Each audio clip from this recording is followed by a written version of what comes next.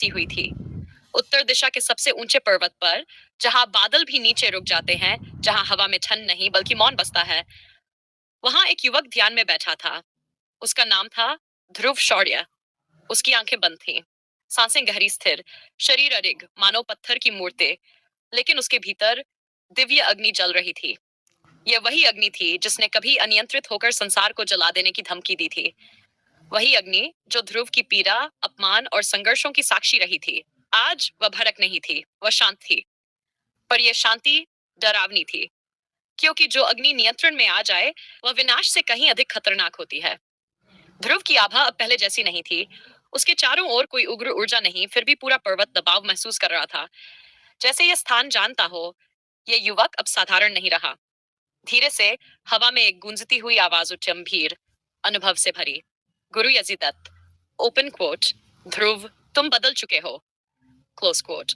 ध्रुव की भौहें जरा सी हिली, लेकिन ध्यान नहीं टूटा। गुरु यजीदत्त आगे बोले, ओपन कोट, जब व्यक्ति स्वयं को जीत लेता है, तब संसार को बदलना उसकी नियति बन जाती है, क्लोज कोट। ध्रुव के भीतर अग्नि हल्की सी हिली, जैसे उसने गुरु की बात स्वीकार की हो, लेकिन इसी क्षण दूर, बहुत दूर, एक और जगह पर अंधकार ने करवट ली। दूसरी ओर आत्मा मंडल, एक विशाल कक्ष, काले पत्थरों से बनी दीवारें, दीवारों पर जलती हुई नीली लपटें, जो गर्म नहीं बल्कि ठंडी थी। यही था आत्मा मंडल, वह संगठन जो परछाइयों में जीता था, जो आत्माओं, रक्त और भय से शक्ति खींचता था। एक काले वस्त्रों में लिपटा व्यक्ति आगे बढ़ा। उसके हाथ में एक प्राचीन सूची थी, महान खतरे।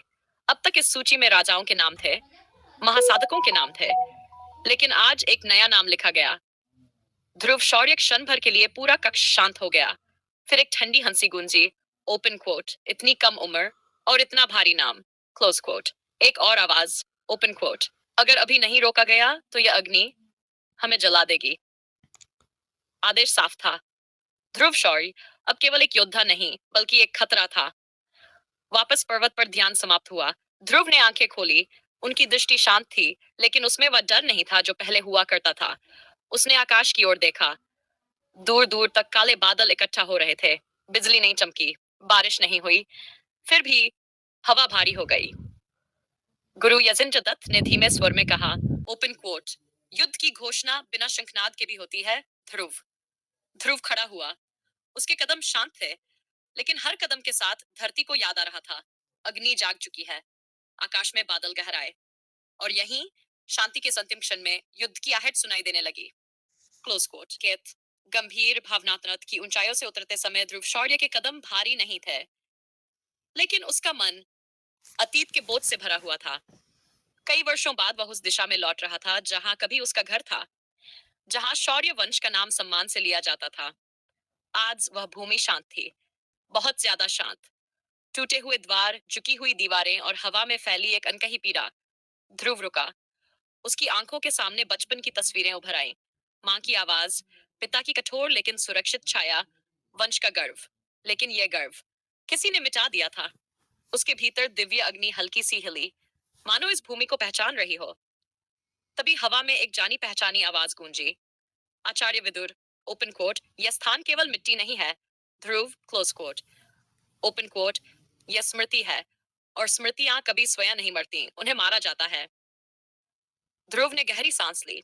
ओपन कोट, तो हमारे वंश को जानबूझकर मिटाया गया, क्लोज कोट। आचार्य विदुर कुछ क्षण चुप रहे, फिर बोले, ओपन कोट, शौर्य वंश साधारण योद्धाओं का वंश नहीं था। तुम अग्नि धारण करते हो, क्योंकि तुम्हारे पूर्वजों ने अग्नि की साधना की थी, क्लोज कोट। ध्रुव की मुट्ठी अनजाने में भींच गई। वह आगे बढ़ा, अपने पुराने घर के अवशेषों के पास। वहां कुछ भी सुरक्षित नहीं था। ग्रंथ जले हुए थे, शिलालेख तोड़े गए थे, जैसे किसी ने इतिहास को नहीं, पहचान को नष्ट किया हो। तभी एक परछाई उभरी, एक वृद्ध। उसके वस्त्र साधारण थे, लेकिन उसकी आंखों में वर्षों की तपस्या चमक रही थी। वह सीधे ध्रुव की ओर देख रहा था। ओपन कोट, रुको, क्लोज कोट। ध्रुव सतर्क हुआ, लेकिन आचार्य विदुर ने उसे शांत रहने का संकेत दिया। वृद्ध आगे आया। उसकी दृष्टि सीधे ध्रुव के हृदय तक पहुंची। ओपन, यह अग्नि, यह किसी साधारण साधक की नहीं, क्लोज कोट। ध्रुव ने पहली बार किसी अनजान व्यक्ति से अपने भीतर की शक्ति पहचानी हुई महसूस की। वृद्ध ने अपने वस्त्रों के भीतर से एक पुराना टूटा हुआ मानचित्र निकाला।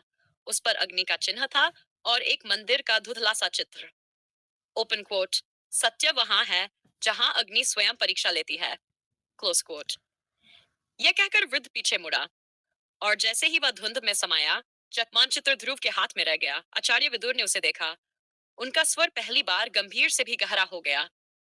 Open quote. Fire temple. Close quote. यह स्थान साधकों को शक्ति नहीं देता, यह उन्हें बदल देता है। Close coat. ध्रुव ने मानचित्र को मोड़ा। उसकी आंखों में भय नहीं था, केवल निश्चय। Open quote. अगर मेरे वंश का सत्य अग्नि में छुपा है तो मैं उसे वहीं से निकालूंगा। दूर मानचित्र पर बना अग्नि चिन्ह हल्का सा चमका, मानो मार्ग स्वयं स्वीकार कर रहा हो। अगला एपिसोड सुनने के लिए फन विद गुरु 09 को सब्सक्राइब करें।